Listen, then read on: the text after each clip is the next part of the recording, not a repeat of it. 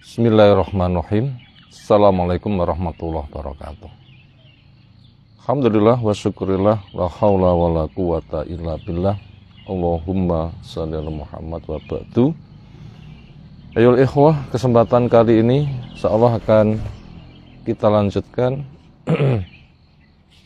mengkaji kitab Al-Jami', matan kitab Al-Jami' bab-bab bagian akhir yang ada di Bulughul Maram oleh Al-Hafidz Ibnu Hajar Al-Asqalani. Semoga Allah merahmatinya. Temanya tentang waspada terhadap akhlak yang tercela, ar-rahab min masawi'il akhlak. Sekarang kita masuk pada hadis yang ke-44. Temanya tentang hakikat orang kuat. Wa nahu, hadis ditekan dari Abu Hurairah juga, radhiyallahu anhu qala bersabda Rasulullah sallallahu alaihi wasallam, laisa syadid bis-sura'ah. Tidaklah dikatakan orang yang kuat itu ketika dia memang menang berotot, mampu gelut bergulat mengalahkan orang lain. Innamas syadid alladzi yamliku nafsah indal ghadab. Dan hakikat orang dikatakan kuat adalah orang yang mampu menguasai nafsunya dikala dia marah. Muttafaq alaih, disepakati atasnya oleh Imam Bukhari, oleh Imam Muslim. Semoga Allah merahmati pada keduanya. Sebagaimana telah kita pahami, akhlak itu apa? Ada beberapa kata yang bersinonim. Lafadznya beda tapi maknanya sama. Yang itu semua merujuk kepada kepribadian Nabi Shallallahu Alaihi Wasallam. Yang dikatakan khuluquhu Al-Quran, akhlak Nabi itu adalah Al-Quran. Yang Allah sendiri telah sebutkan, wa innaka la'ala khuluqin azim. Dan sesungguhnya engkau berada di atas akhlak yang besar. Bila kita lihat tafsiran dari ayat itu, makna wa innaka la'ala khuluqin azim artinya wa innaka la'ala dinin azim. Sesungguhnya engkau berada pada agama yang besar. Sementara agama itu sendiri itu adalah nasihat. Karena dikatakan pada hadis yang sahih, ad-dinu an-nasihah. Agama itu adalah nasihat. Yang bila kita melihat pensyarahan arti nasihat adalah memiliki makna ikhlas, memiliki makna setia, memiliki makna loyal, memiliki makna iradatul khair lil ghair, menginginkan kebaikan untuk orang lain, atau juga punya makna hiyazatul khaddi lil mansukhilahu, menjaga hak pihak yang punya hak. Ketika ditanyakan liman, untuk siapa? Hak-hak siapa yang butuh dijaga? Ketika saya berinteraksi, bergaul kepada siapa saja, saya berbuat baik, maka dijawab lillah, wali kitabihi, wali rasulihi, wali a'immatil muslimin wa ammatihim. Pihak-pihak yang haknya kamu wajib menjaga ketika kamu bergaul, di situ kamu berbuat baik kepada mereka. Pertama kepada Allah, jaga hak Allah dengan bertauhid, tidak syirik. Yang kedua, haknya kitab, diimani, dibaca, syukur-syukur lancar, hafal, mungkin lebih sempurna dilengkapi dengan sarana, mungkin punya sanad supaya terjaga, dikuasai bahasanya, dikenal tafsirnya.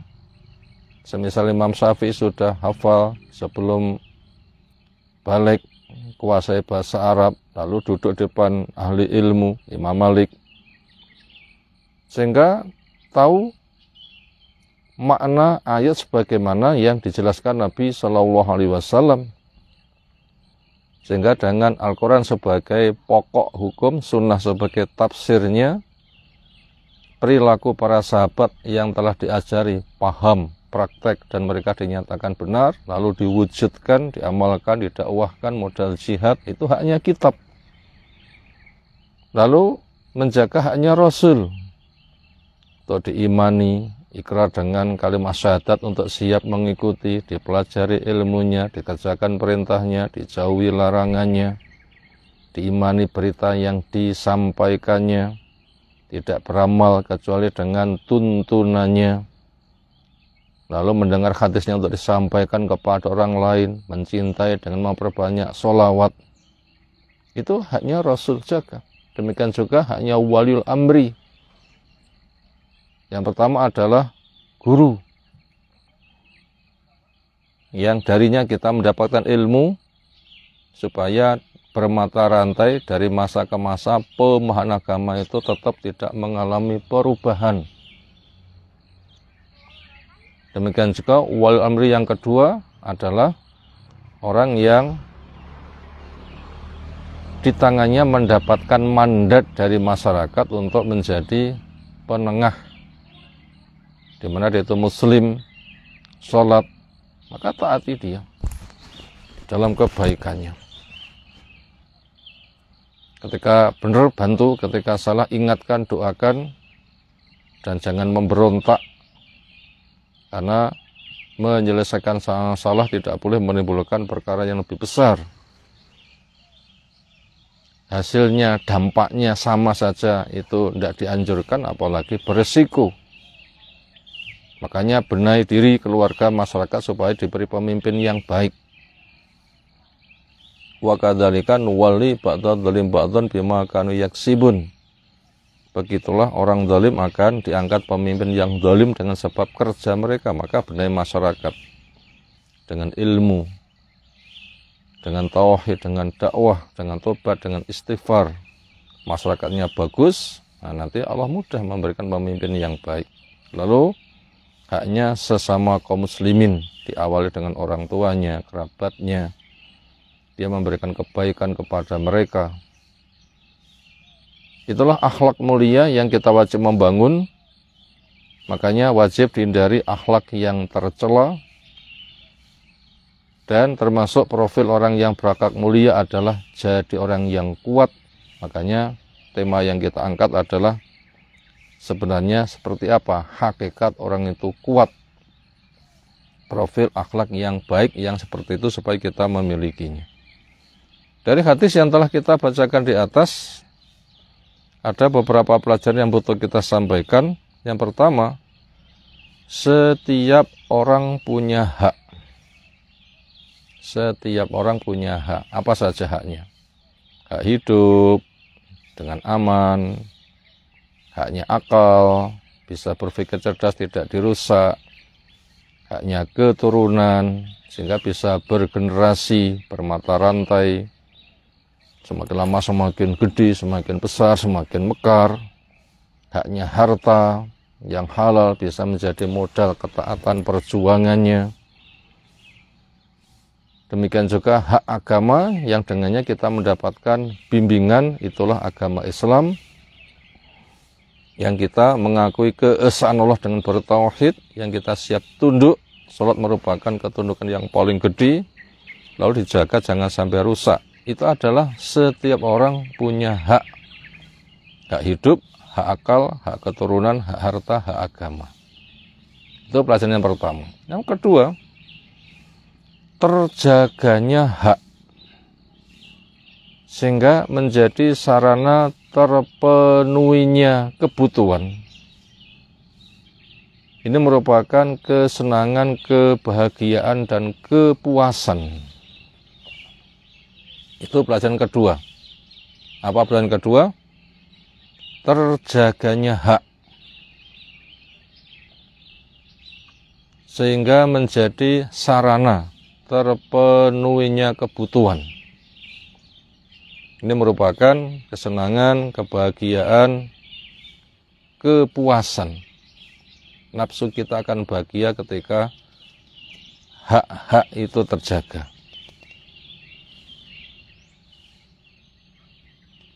Lalu kita masuk pada pelajaran yang ketiga. Hak diganggu. Lalu muncul rasa tidak suka dan membela diri, membela haknya. Ini disebut dengan marah. Ini disebut dengan marah. Kita ulang, hak diganggu, hak-hak diganggu. Lalu muncul rasa tidak suka. Tidak suka kepada yang mengganggu. Lalu membela hak-haknya. Nah, ini disebut dengan marah. Makanya apabila kita punya rasa marah, ya memang itu merupakan modal. Kita punya hak, hak kita diganggu, kita tidak suka, kita membela akan hak-hak, itu namanya marah. Makanya Allah memberikan kita rasa marah itu maslahatnya besar. Itu pelajaran yang ketiga. Yang keempat, kita mengenal tentang hukum marah. Hukum marah. Marah itu hukumnya apa? Yang pertama boleh, yaitu menuntut hak ketika hak itu diganggu. Kita punya hak, hak kita diganggu, sementara hak-hak itu sebagai sarana ketaatan, kemudian kita menuntutnya, dan cara menuntutnya dengan benar, dengan adil, maka silahkan, memang fungsi marah untuk itu, untuk menjaga, untuk melindungi. Yang kedua, hukumnya haram. Sehingga ada bahasa la taghdab, kamu jangan marah. Loh, marah yang bagaimana? Yang enggak diizinkan, yaitu nuntut hak semata marah walaupun harus hancur-hancuran. Ini yang enggak boleh. Yaitu marah yang haram, yang enggak dibolehkan, yaitu semata menuntut hak. Dengan marah-marah tanpa kontrol walaupun harus hancur-hancuran. Atau bahkan marah membela kepada kebatilan, fanatik. Nah, itu tidak boleh. Namanya aswabiyah. Itu tadi pelajaran yang keempat tentang hukum marah. Berikutnya masuk pada pelajaran yang kelima, menuntut hak dengan cara benar, dengan mampu mengendalikan marahnya. Itulah hakikat orang yang kuat. Kita ulang yang kelima, menuntut hak dengan cara yang benar, mampu mengendalikan marah. Inilah hakikat orang dikatakan kuat. Wal qadiminal ghaidha, orang yang mampu menahan marah. Dirim, remnya pakem, cakram, mampu mengendalikan. Emosinya terkendali. Sehingga nafasnya tenang, detak jantung juga baik, pikiran pun juga dingin, betul-betul terkendali, sehingga bisa bersikap adil. Dikala itu ketika dia tuh punya hak, dirusak, dia menuntut dengan cara baik-baik, sehingga nanti hasilnya lebih baik, bukan hancur-hancuran. Nah, orang yang mampu seperti itu, itulah hakikat orang yang kuat. Yang seperti inilah yang kita wajib untuk memiliki. Lalu pasal nomor 6, cara mengendalikan marah. supaya emosi kita terkendali. Ketika kita punya hak-hak lalu diganggu, supaya kemarahan tidak merusak. Bagaimana cara mengendalikan kemarahan kita? Pertama, banyak memberi maaf. Apa nomor satu caranya? Banyak memberi maaf. Gimana agar bisa memberi maaf? Ketika peristiwa terjadi, jelas terjadi, sadarilah ini takdir. Dan kita berhusnudzon kepada Allah. Karena semua yang terjadi itu ada hikmahnya. Kita husnudzon. Rabbana ma khalaqta hadza batila. Ya Allah, tidaklah kau cipta ini semua sia-sia. Kenyataannya terjadi, ini jelas-jelas takdir. Sebagai anugerah atau bahan ujian. Bila itu anugerah, syukuri. Bila sebagai bahan ujian, sabari. Ya di situ kita akan diuji kesabaran kita, maka beri maaf. Karena bila kita pernah berbuat zalim, dimaafkan suka, beri maaf. Lalu nomor dua, supaya kita mampu mengendalikan marah, selain kita memberikan maaf adalah sabar.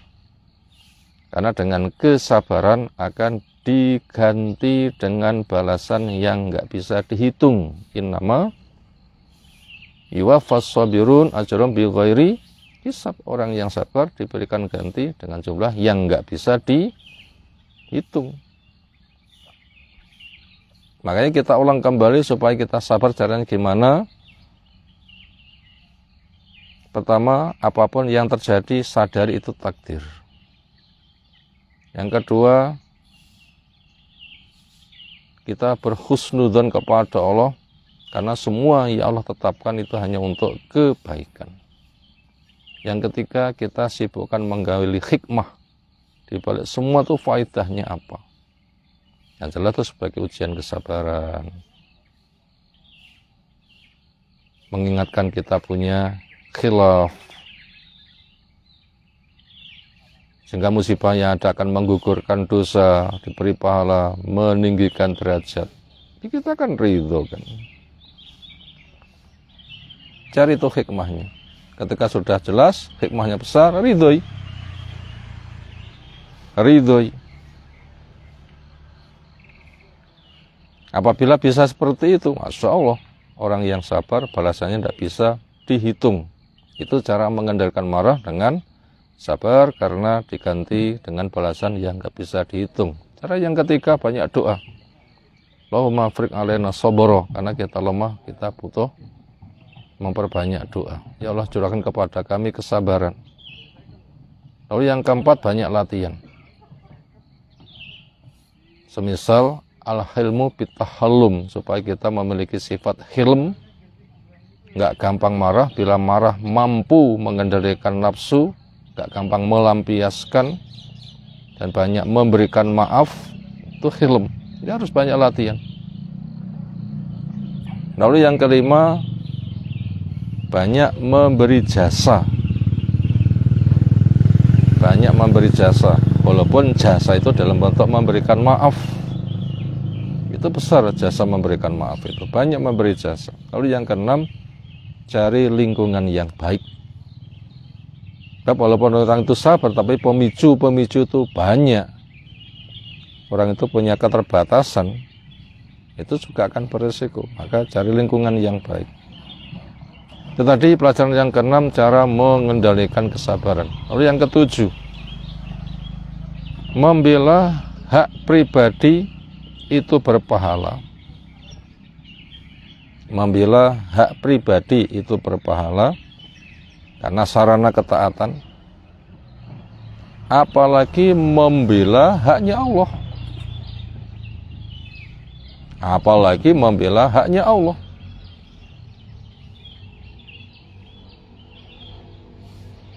Itulah cinta karena Allah, marah karena Allah, sebagai upaya menyempurnakan keimanan. Sebagai upaya menyempurnakan keimanan. Kita ulang poin yang ketujuh. Membela hak pribadi itu berpahala. Karena sebagai sarana ketaatan.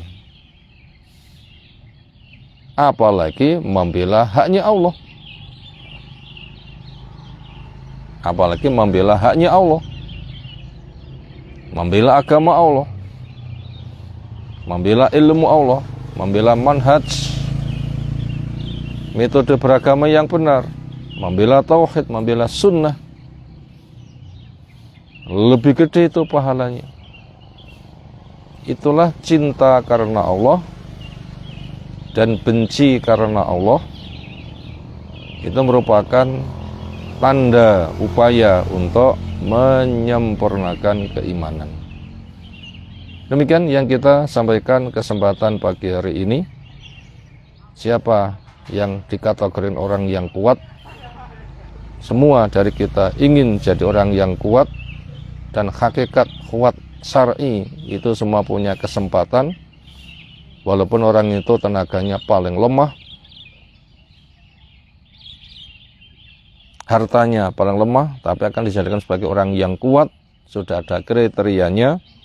Apa yang telah kita jelaskan merupakan bimbingan buat kita semuanya. Demikian, semoga bermanfaat. Walhamdulillahirabbil alamin. Subhanakallahumma bihamdika asyhadu an la ilaha illa anta astaghfiruka wa atubu ilaik. Assalamualaikum warahmatullahi wabarakatuh.